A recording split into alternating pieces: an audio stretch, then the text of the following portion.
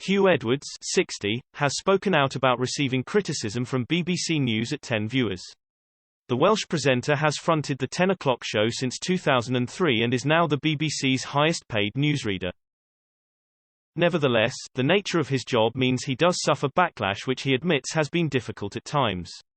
Huw told Men's Health UK, "When I think back 20 years to me getting the 10 job, it took a long time to stop having a thin skin about people having a pop." The newsreader explains that viewers would say, "Why is this Welsh guy doing the news? Why doesn't he sod off back to Cardiff and do the news there? All he does is read an autocue. Get rid of him." On how it has affected him, he continued, "You can laugh it off, but if it's every BLDY week. I wasn't used to it. I was used to being told I was brilliant. My mistake was thinking you can please all of the people. And you can't. You have to be grown up enough to just accept that." While Huw says he tries to accept any negativity, he does at times hit back at those who criticize him.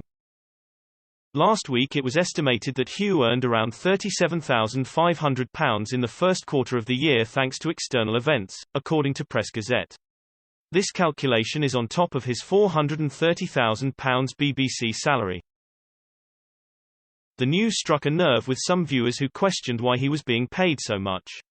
When asked about people saying newsreaders just read off a screen, Huw remarked, "Nobody complains that Gary Lineker's using Autocue on Match of the Day."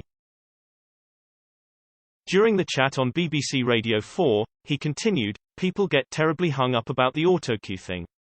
I don't know why they do. I mean, it's like saying, oh, why would you wear makeup on TV?